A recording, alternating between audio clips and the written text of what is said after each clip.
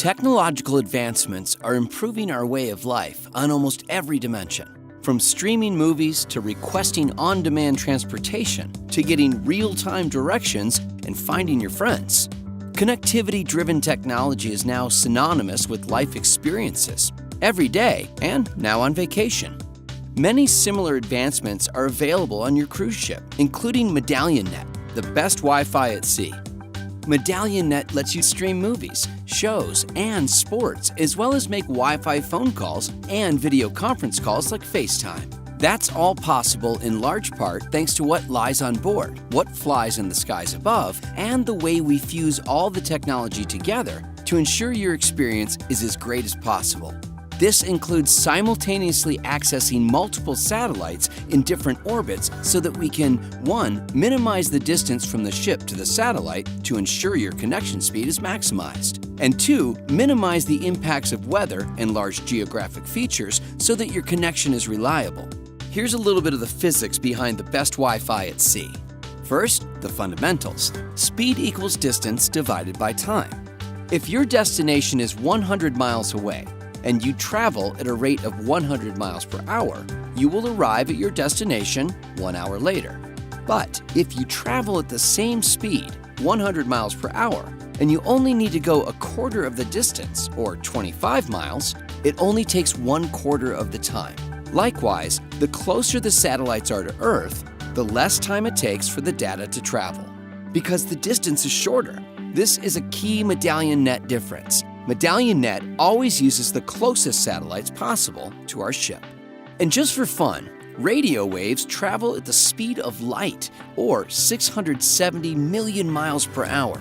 MedallionNet uses mid-Earth orbit satellites, or MEO, that are positioned 8,000 kilometers away, or 4,800 miles above the Earth's surface. At that distance, it only takes 0.2 of a second for your mobile device to communicate from the ship to the satellite. That's fast.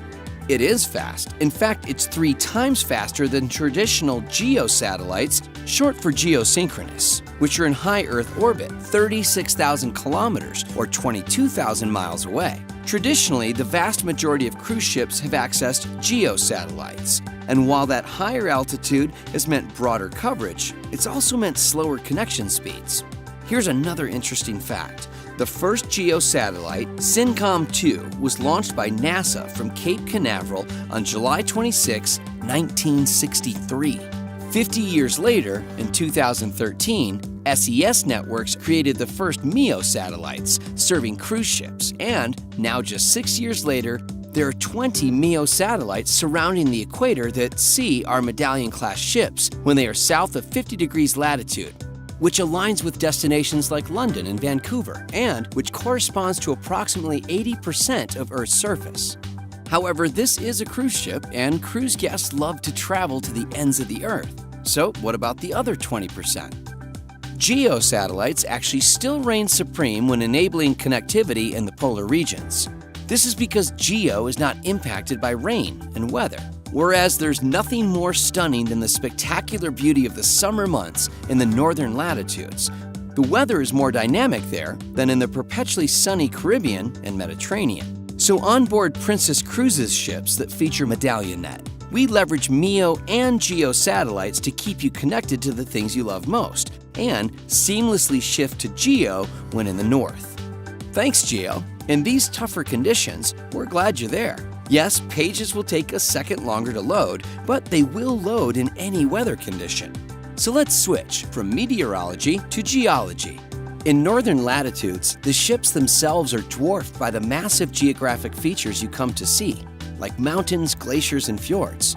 While gorgeous, these impressive wonders really mess with satellite reception. Whether MEO satellites or GEO satellites, the satellite beams cannot pass through physical geographic features. So with MedallionNet, we do everything possible to ensure the satellite can see the ship, including adding a second GEO satellite into our model, as well as focusing on ship positioning to ensure we get the best look angles possible. When it's impossible to avoid geographical feature interruptions and MedallionNet service becomes interrupted, we will do our best to advise you prior to the outage. There's a map on Ocean View TV that outlines known interruption areas, and if an outage does occur, we hope you'll grab your camera and take a few photos of the impressive natural wonder that's likely causing the interruption. To summarize, when this ship sails in places like the Caribbean or Mediterranean, we link to MEO satellites, and your device is able to link much faster because the signal travels over a shorter distance. When we sail closer to the poles, we tap GEO satellites, which means it will take just a bit longer for the data to flow. When we will have geographic feature interruption, we will let you know.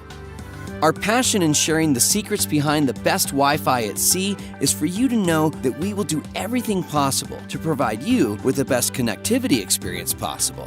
We appreciate you sailing with us, and with more satellite capacity than many of the cities you'll be visiting along the way, and more antennas than any other cruise ships in the world, looking at the most satellites possible, we know that you're going to love MedallionNet.